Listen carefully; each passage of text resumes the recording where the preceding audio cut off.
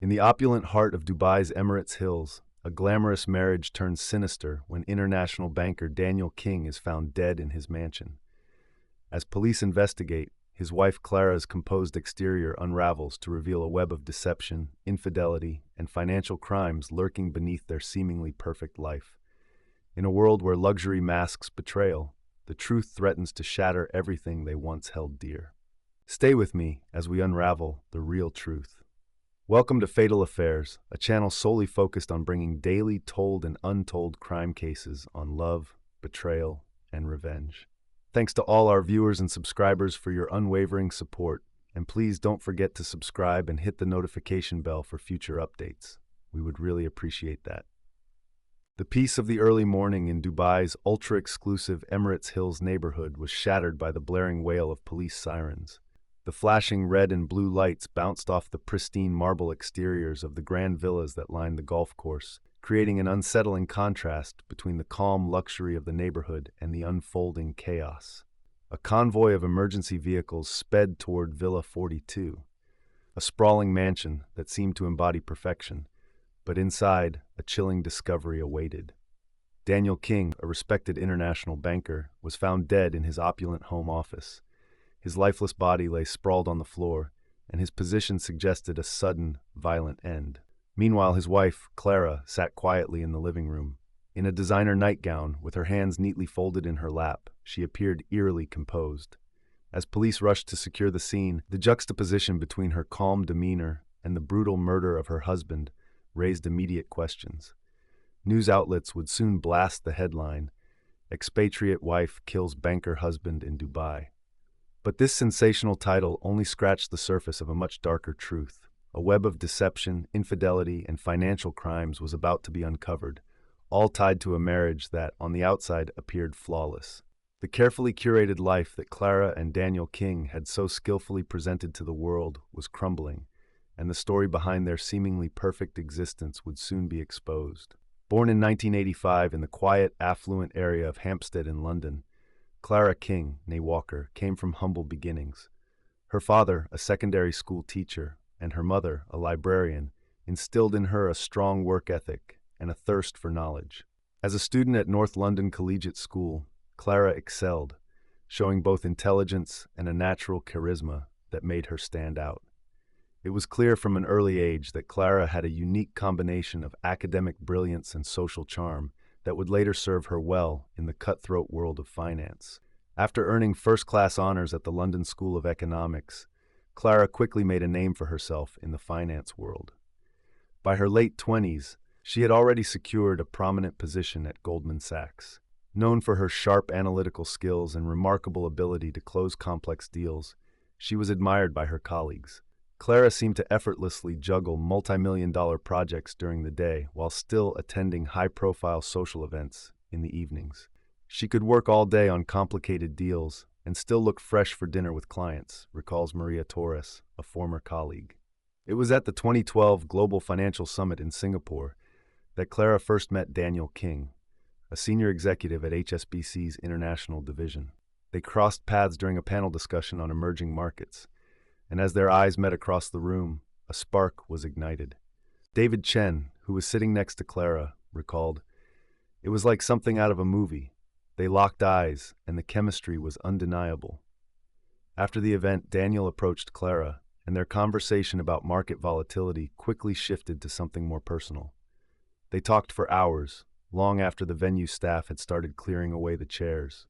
Their connection deepened quickly, much like their professional lives. Weekend getaways to Paris, holidays in the Maldives, and extravagant dates marked the progression of their relationship.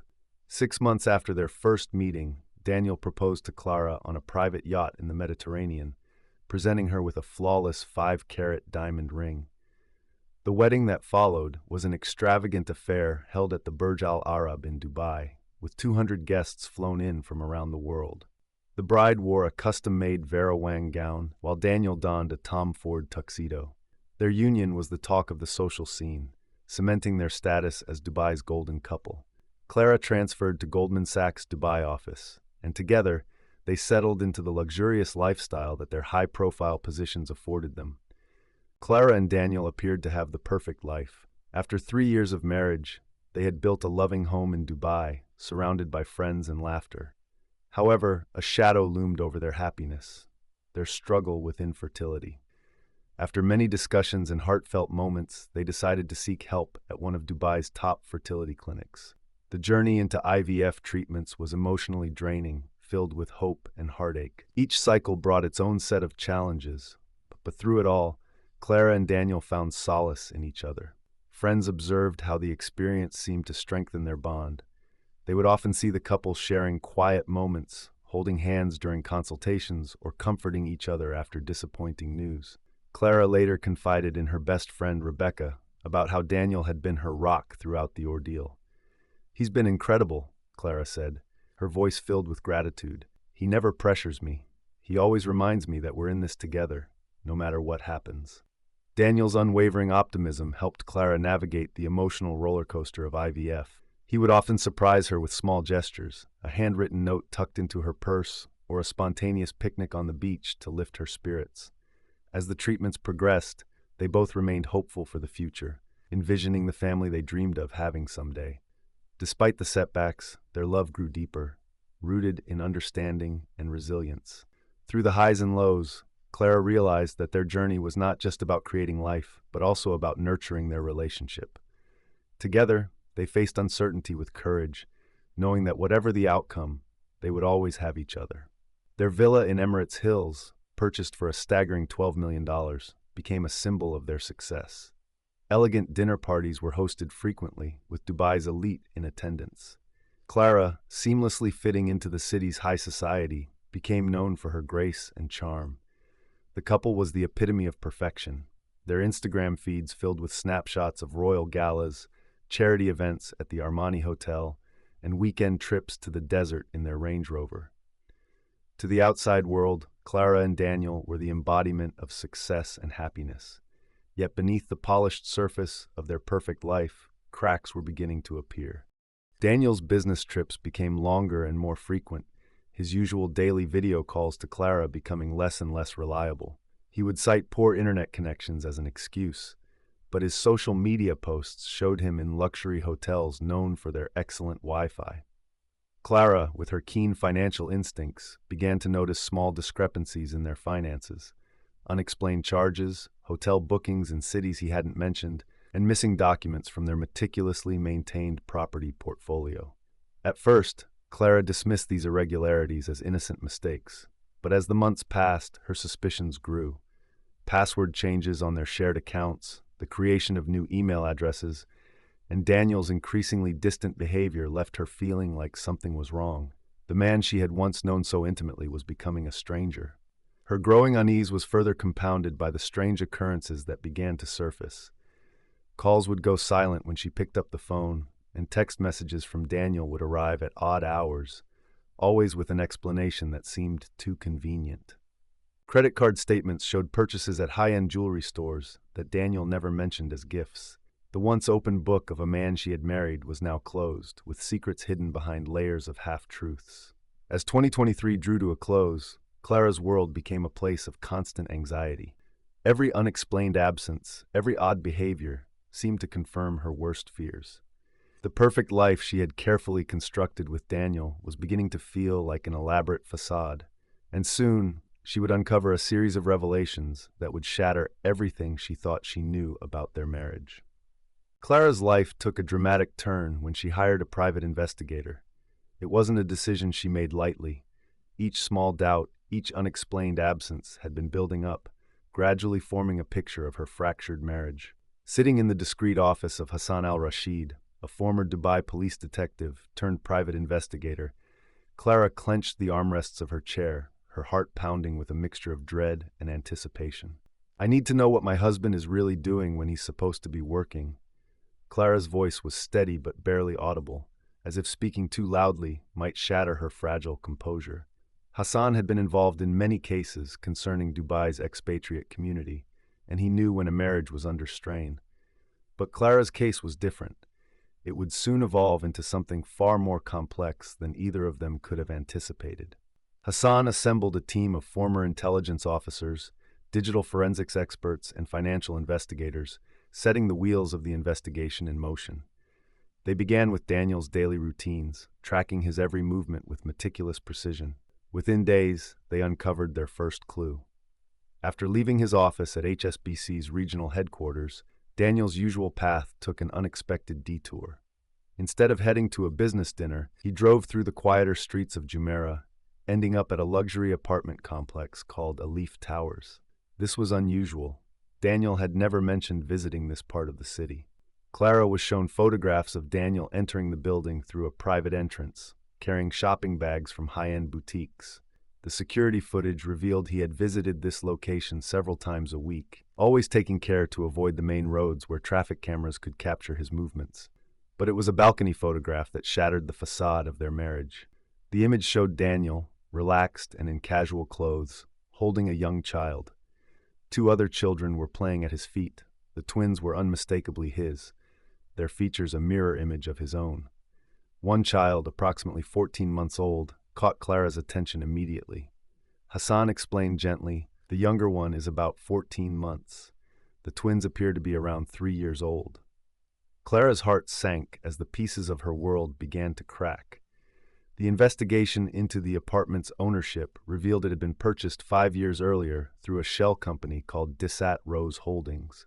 The purchase was disguised under layers of offshore accounts in the Cayman Islands, an elaborate network designed to evade scrutiny. This was no simple extramarital affair. This was a carefully constructed double life. But it wasn't just the apartment that caught Clara's attention.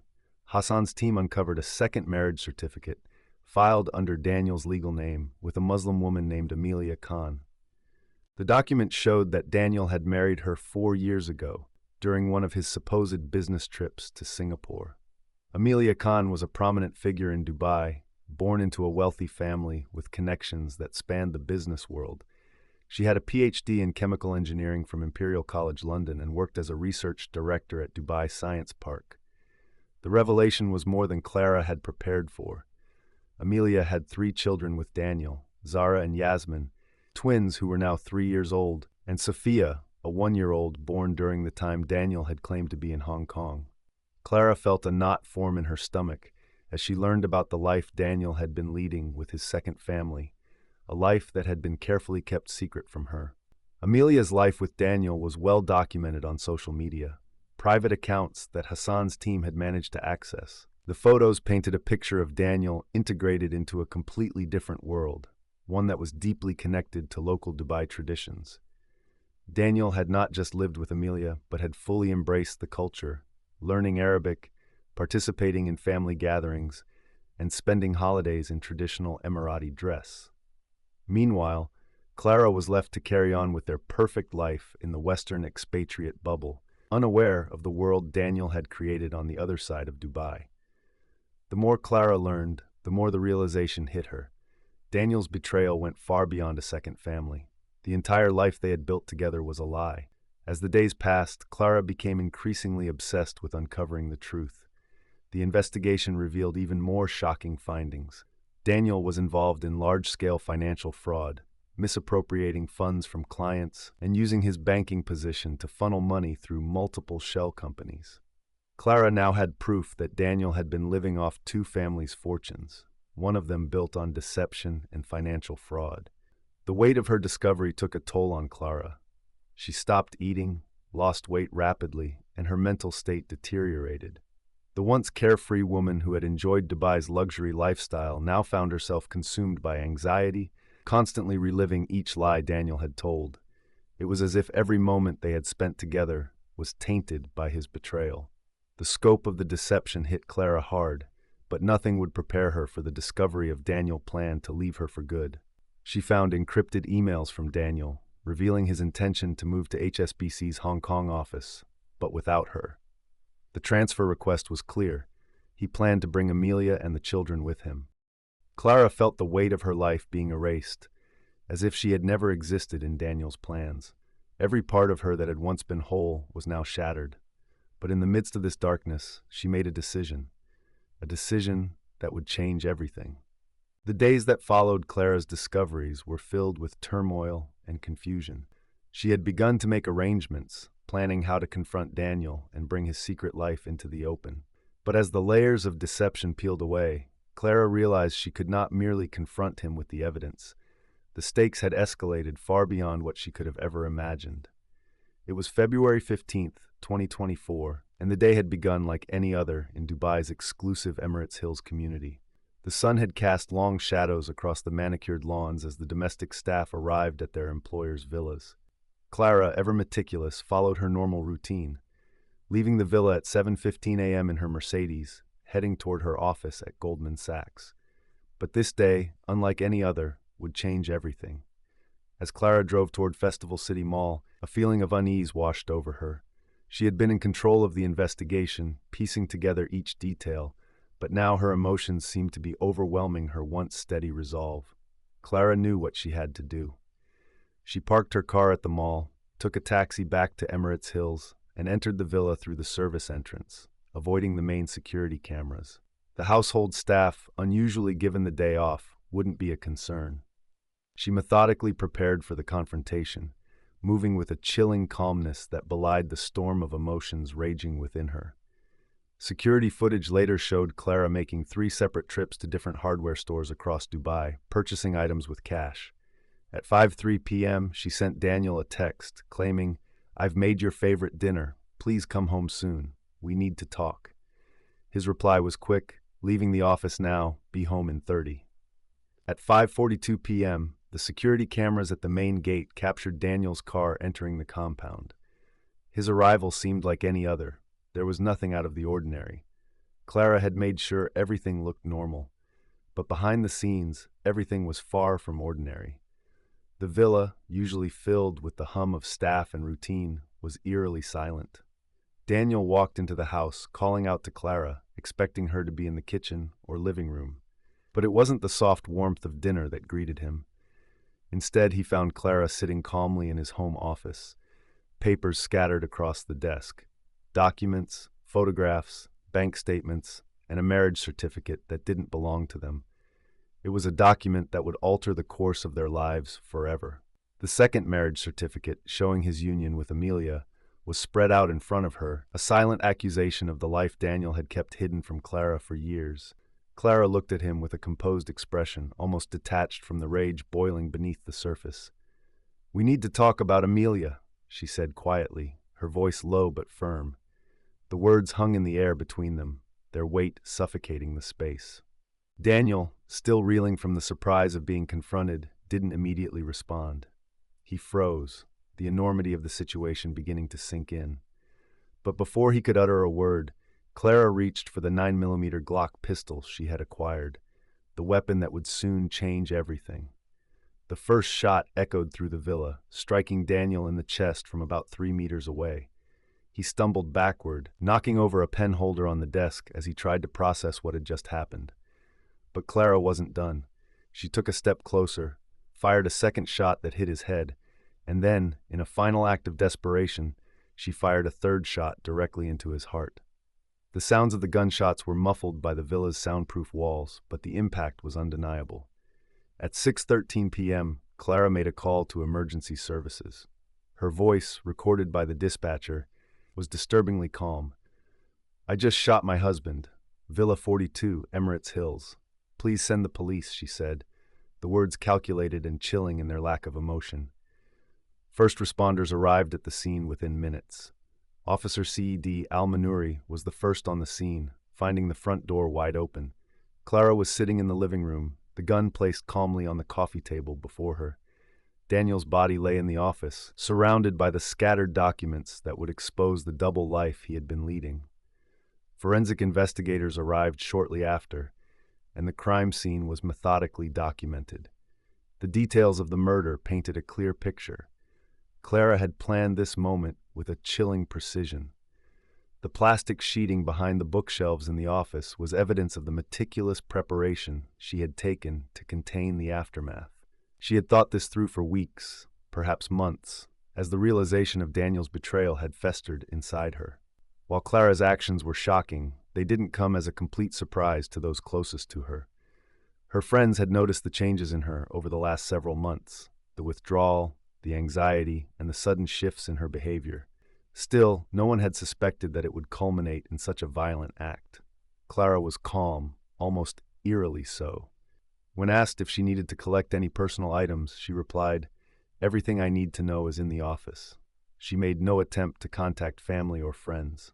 The investigation into the murder had only just begun, but Clara's confession already provided a chilling insight into her mindset. As she sat in the Dubai police station, Clara's statement, given over 6 hours of interrogation, was chilling in its clarity. She detailed the discoveries she had made, the second family, the financial crimes, and the moment she realized she couldn't let Daniel walk away from the lies anymore.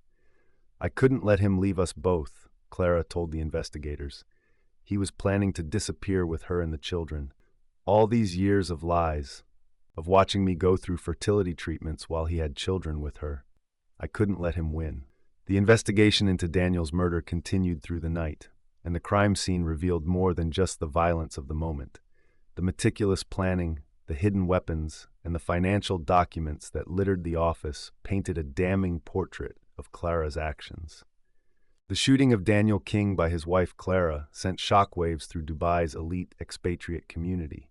What had been perceived as a perfect marriage, a life filled with luxury, travel, and sophistication, was now revealed to be a carefully constructed facade. As news of the murder spread, the complex web of betrayal, deception, and criminal activity that Daniel had woven during his double life began to unravel, leaving behind a trail of devastation for both families involved. Clara's immediate arrest and the investigation into her actions became the focal point of media coverage across the world. The details of Daniel's hidden family, his financial crimes, and his betrayal of Clara were plastered across international headlines. Yet, amidst the frenzy, the true emotional toll of this case on both Clara and Daniel's second family, Amelia Khan and their children, was just beginning to emerge. While the media frenzy ensued, Clara found herself at the heart of a legal battle that would shape her future. She was placed in a high-security detention center in Dubai, and as the investigation unfolded, it became clear that her premeditated actions would carry grave consequences. At her first court appearance, the atmosphere was tense. Journalists, lawyers, and members of both families packed the courtroom. Clara, now thinner and more composed than ever, sat quietly in a black suit, her eyes reflecting the weight of the decisions she had made. In the days following the murder, police launched a thorough investigation, meticulously piecing together Clara's actions leading up to that tragic evening. The evidence was damning. The digital forensics team uncovered Clara's series of calls to Daniel, her meticulously planned phone conversations, and even her methodical preparations of the crime scene, which included the plastic sheeting on the office walls. The prosecution argued that the sequence of events indicated not a crime of passion, but one of calculated revenge. Clara's methodical approach and her calm demeanor after the murder suggested a clear premeditation, according to the forensic evidence. However, Clara's defense team, led by prominent lawyer Aisha Al-Manuri, pushed a different narrative. They argued that Clara had been suffering from extreme emotional distress after discovering the full extent of Daniel's double life. The strain of their failed fertility treatments, combined with the devastating discovery of his second family, was enough to drive anyone to the edge. They claimed that Clara had been pushed to a breaking point, and in that moment of profound emotional trauma, she acted in self-defense, not just to protect herself, but to preserve the life she thought she had with Daniel. The prosecution countered, emphasizing that despite her emotional turmoil, Clara had plenty of opportunities to address her concerns through legal means. She could have divorced Daniel, reported his financial crimes, or sought help before resorting to violence. The fact that she had planned the murder so carefully only reinforced the prosecution's argument that her actions were deliberate and premeditated. The trial soon became an international spectacle, with the public and press alike divided. Some sympathized with Clara, seeing her as a victim of incredible betrayal who had been driven to an emotional breaking point. Others, particularly those in the banking and business sectors, were appalled by her actions, seeing it as a tragic case of privilege gone wrong. The case not only highlighted the personal destruction caused by betrayal, but also raised uncomfortable questions about the lengths people would go to protect their social status, wealth, and pride. The court proceedings continued for months, as Clara's legal team worked tirelessly to build their defense. Clara herself, despite the mounting evidence against her, remained composed. In interviews with her lawyers and close confidants, she explained her actions in cold, measured tones. She spoke of how she had discovered Daniel's second family, the financial fraud, and the fact that he had been planning to abandon her for good. His lies had crushed her, and the realization that her entire life had been a lie was too much for her to bear. As the case unfolded, the repercussions of Daniel's actions were felt far beyond the walls of the courtroom. Amelia Khan, Daniel's second wife, was thrust into the public eye. She had been living in seclusion with their 3 children, trying to process the fact that her husband had been living a double life. Amelia had been unaware of Daniel's first marriage to Clara and the scale of his deception. While she was shocked and devastated by the news of his death, she too was left grappling with the discovery that the man she had trusted had been lying to her for years. For Clara, the months leading up to the verdict were agonizing. The investigation into Daniel's financial crimes continued, and authorities began to uncover the full scope of his fraudulent activities. HSBC launched an internal investigation into his accounts, and banking regulators from multiple countries began probing his involvement in money laundering schemes. The discovery of offshore accounts, shell companies, and missing funds totaling over $50 million shook the financial world to its core. Amidst this chaos, Clara's mental state continued to deteriorate. The weight of her decisions, the pressure from the media, and the realization of what her life had become left her on edge. In her interviews with psychologists, she admitted that she had lost control of her emotions, overwhelmed by the years of deception, the humiliation, and the ongoing trauma from her failed fertility treatments. At times, she questioned whether her actions were justified, but at others, she was convinced that Daniel had left her no other option.